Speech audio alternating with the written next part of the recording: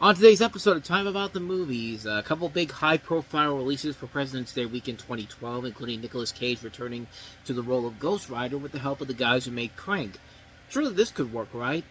Well, as Chris Berman once said, that's why they play the game. Just use that quote to change it around to movies-related stuff. But we also have Tom Hardy and Chris Pine pining for the love of Reese Witherspoon as CIA agents in This Means War. Another movie that had potential, but not so much at the end. But we do at least get one good movie out of this. Disney and Studio Ghibli have another great movie for us this weekend, The Secret World of Arrietty, based off The Borrowers. We'll take a look at those three movies coming your way next. This is Time About the Movies for February 17th, 2012. February 17th, 2012.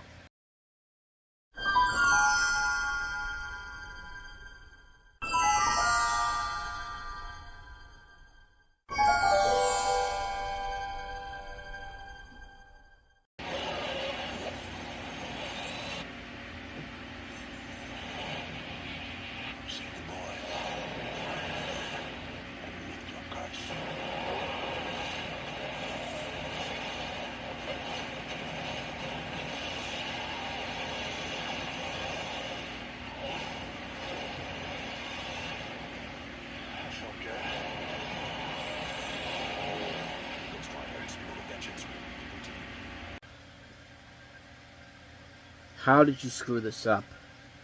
Welcome to Time About the Movies. Today we are taking a look at the three films for February 17, 2012. And of course we start off with the biggest of the new releases, and that is Ghost Rider: Spirit of Vengeance. And you would think that after the first Ghost Rider movie was a bad film, which despite that made a ton of money, let's bring in the guys who made Crank. The Crank movies are fun films.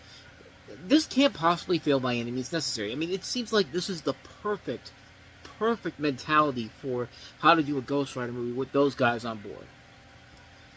Well, not so much. Johnny Blaze is back once again, played by Nicolas Cage, a man who made a deal with the devil who calls himself Mephistopheles, now played by Kieran Hines, at the time now Rourke.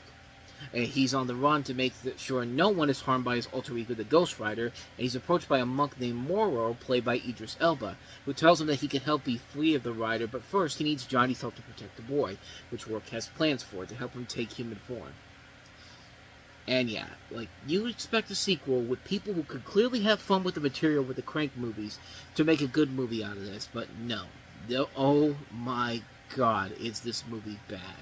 This movie is somehow even worse than the original Ghost Rider movie, and I don't know how the hell you do that. Like, this is just terrible. Terrible. Not only do the visual effects look even worse than the original film did, the story is much weaker than the first film. This was written by David S. Goyer, who gave us the Batman movies. I mean, what the hell even happened here?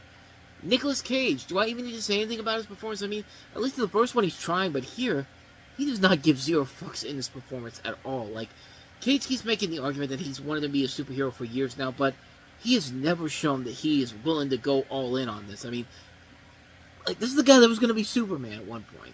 Well, technically he did become Superman, but even he knows that he didn't do anything for that Flash movie. I'm sorry, but you'll never convince me that The Flash is a good movie, not on any day of the week. I get it, this was a much lower budgeted film, but I've seen great action movies that cost less than this film's $57 million budget. Cloverfield, Super 8, District 9, for God's sakes. Hell, we just had one recently, Haywire. And there's another one too, I can't remember which one it was, but there are so many better movies that have smaller budgets than this. Stuff from Marvel, the Blade movies, Punisher, Warzone, look better than this movie did. Look, this is awful. This is an awful, awful movie. To its credit, though, there are a couple of things that are positive. For one, I like Kieran Hines in here. I think he actually is a decent villain, although his evil plan's really not all that great, and it's Idris Elba. Idris Elba usually can carry the load of any bad movie regardless, and I'll give the movie credit. It kept the story short, unlike the last movie. This is only 95 minutes long. It does quickly move. It's basically kind of like vapor. Like it comes through, it goes through your ears and then out the other. So it's like you see it and you automatically forget about it all day. It's afterwards. But this is really, really rough. I can't believe how bad this movie was. But then again, These two also worked on Jonah Hex, which was a movie that they wrote, but it was not a good movie by any means necessary. So maybe they were just not meant to make superhero movies.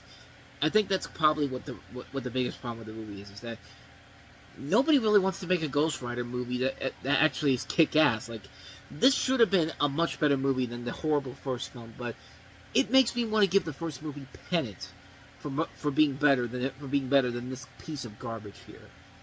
Just, I got nothing else for you. Ghost Rider, Spirit of Vengeance, just no, just no. Oh boy, and the mediocrity train continues to roll, and here's the next movie that we have here. This Means War.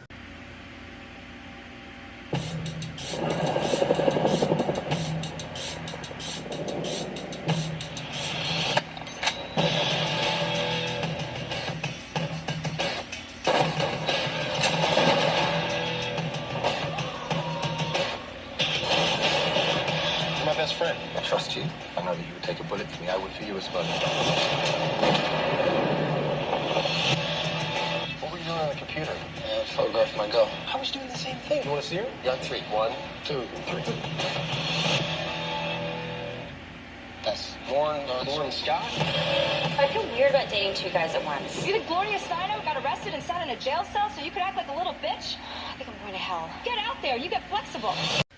Ladies and gentlemen, the kiss of death of movies in 2012, Chelsea Handler. No, seriously, if she was in a movie in 2012, 9 times out of 10, the movie was going to be terrible. And sure enough, a promising concept overall is completely tarnished by well, maybe not her, but just the movie itself was terrible. But then again, we're going to find out in a little bit why it was actually terrible.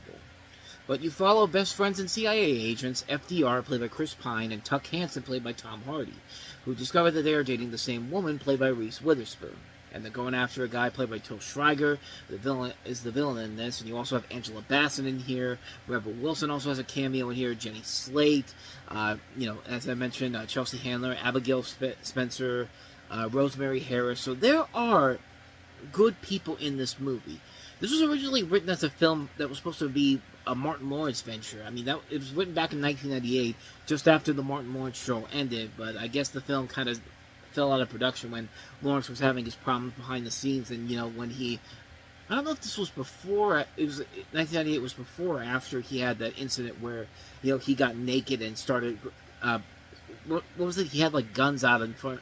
He was on a highway in California, if I'm not mistaken. One, he was branding a pistol in the middle of an intersection on Ventura Boulevard. And 2, this was actually a couple years before that, in May of 1996. But he also was in a 3-day coma when he was starring in Big Mama's House, when he collapsed from heat exhaustion while wearing the suit he was in. I mean, I was off a little bit, but I wasn't too far off from when this was taking place. But bottom line, the film never got made as it was, and so they brought in Chris Pine and Tom Hardy, and a concept overall that is actually not a bad idea. It is a funny concept where you have 2 CIA agents vying for the same woman. The possibilities overall can work, and these are really good actors who can make it work. Unfortunately, though, this is directed by somebody who has never tackled a romantic comedy before. He's done a lot of action movies. Mick G., the guy that gave us the Charlie's Angels movies, and gave us Terminator Salvation, which, truth be told, I like Terminator Salvation. I even like when he went outside of his boundaries with We Are Marshall in between the Charlie's Angels movies and Terminator Salvation. But then the real kiss of death in the movie, Simon Kinberg. That's right, Simon Kinberg. The same Simon Kinberg who gave us such masterpieces of garbage like Dark Phoenix, The 355, The New Mutants. He's a great writer overall, but my God, when you put this guy in the director's chair, yeah. Abandon all hope, ye who enter here, because good Lord, the movies that he's involved in, a lot of them are good ones, but when he fails miserably, he fails miserably. And this movie has just so many things wrong with it, where nothing about it works in the end. You don't have a good director who can handle action and romantic comedies. I mean, the director of, James Mangold is somebody who could make that work. I mean, Night and Day wasn't the best movie overall, but at least the guy was trying, and he has more of a pedigree than somebody like Mick G does. And the humor here is just terrible. The comedy is so lame. The setup is so ridiculously... The setup is so good, but yet it's another one of those movies where it takes a good premise, and just completely ruins it. I just talked about a movie that just came out this week in Him. Similar concept here, style over substance. I mean, the movie does look slick and cool, and when it is, the action sequences, it can be a lot of fun to watch. I mean, these are capable actors. It's not the actors' fault the movie is terrible. It's just the script is bad, the direction is terrible. Nobody outside of the cast really knew what the hell they were supposed to do. Even the ending doesn't really make a whole lot of Actually, no, I take that back. The ending does make sense. They actually filmed 3 different alternate endings to this movie. There was one where Chris Pine gets together with Reese Witherspoon, which, if I'm not mistaken, I think that is the one that they actually went with. And then they did another version where Tom Hardy's character got with Reese Witherspoon. And then there was actually a third ending where they basically tell Reese Witherspoon, yeah, we're not going to do this anymore. And Chris Pine and Tom Hardy go off together. Which, I mean, if you can't even figure out what your ending is going to be at that point, then maybe you need to rewrite the script. The last scene in the movie, though, is pretty bad. It just feels completely random and out of nowhere. Like, I mean, the conflict starts all over again, so it's a ploy for a cheap sequel for a film that they know is not going to make any money and nobody really cares about. This thing did badly with critics. It may have made its money back, but nobody was going to remember this movie after it came out. And what a shocker. Nobody remembered this movie after it came out. It was not a good movie.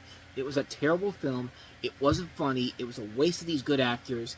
It took a really fun idea and just completely botched it with a terrible, terrible script and a bad director who can't handle action and romantic comedy together. And it just didn't work. So yeah, we've had some pretty bad movies, but at least we're going to end the show on a much more positive note with our last movie that we have here, and that is Hayao Miyazaki's latest film, The Secret World of Arrietty.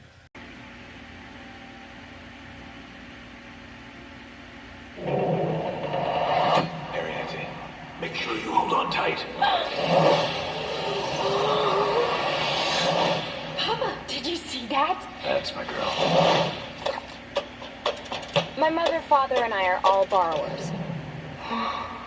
Promise you won't let our daughter get eaten or squashed like a bug. We borrow things like soap and cookies and sugar, things that humans don't miss if they're gone.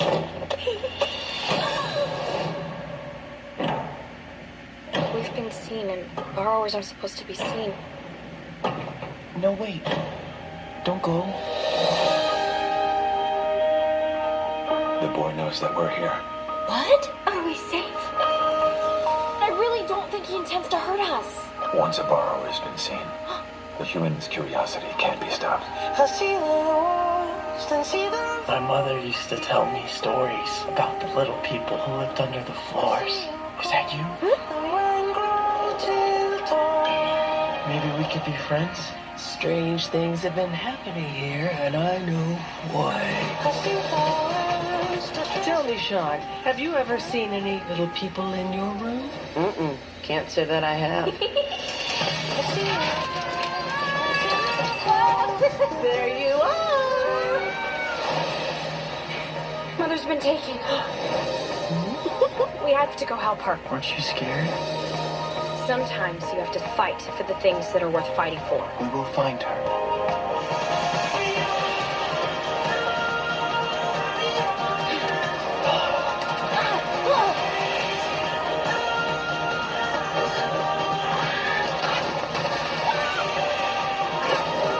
Nice try. When I saw you, I just wanted to find a way to protect you. We are borrowers, and as long as we have each other to live for, we'll keep on living.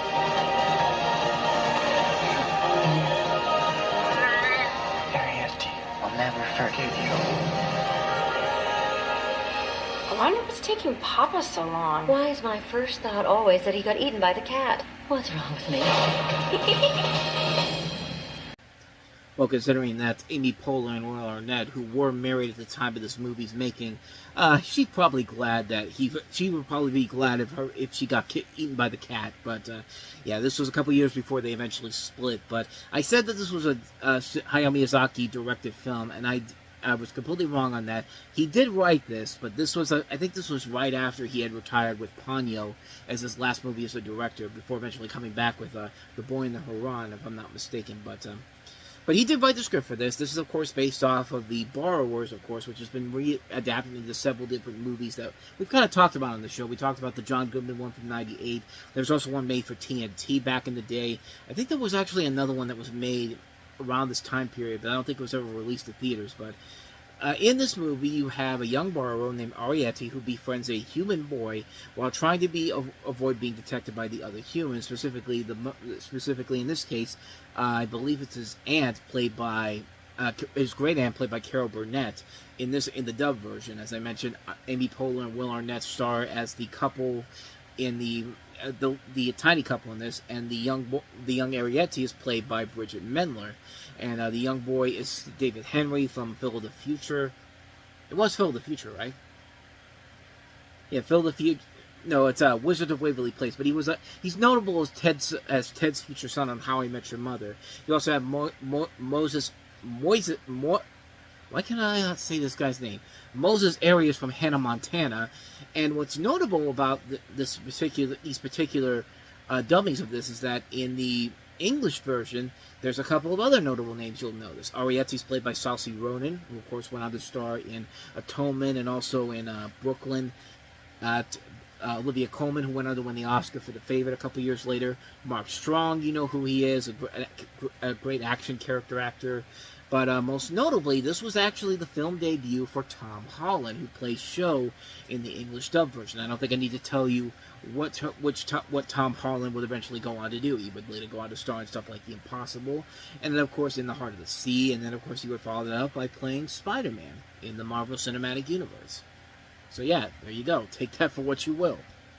But really what makes it work is that it's a Studio Ghibli movie, and Studio Ghibli at that time could really do no wrong. Even their lesser films like Howl's Moving Castle and Ponyo, or even stuff like The Cat Returns.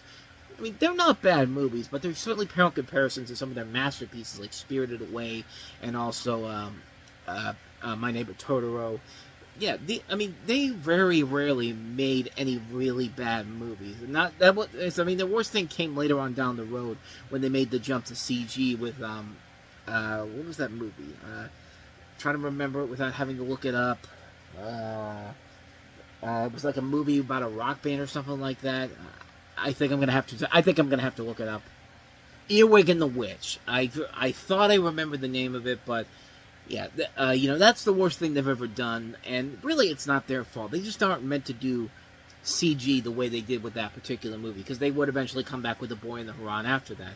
But Hayao Miyazaki still brings out really good Japanese animation even after all these years. When we hear about a new project that's using the work of Studio Ghibli, we get excited about it. There was a great Star Wars short that came out a couple years ago with Baby Yoda in it that was done by the Studio Ghibli. They just announced recently a Pokemon short that they're doing with Studio Ghibli, or a show based off of them with Studio Ghibli. We get excited by watching them do this, and yeah, this is a story that's been done to death before, but honestly, with the way they did it, they probably made the best version of The Borrowers you could possibly imagine, because it's Studio Ghibli's work, and they very rarely do any wrong.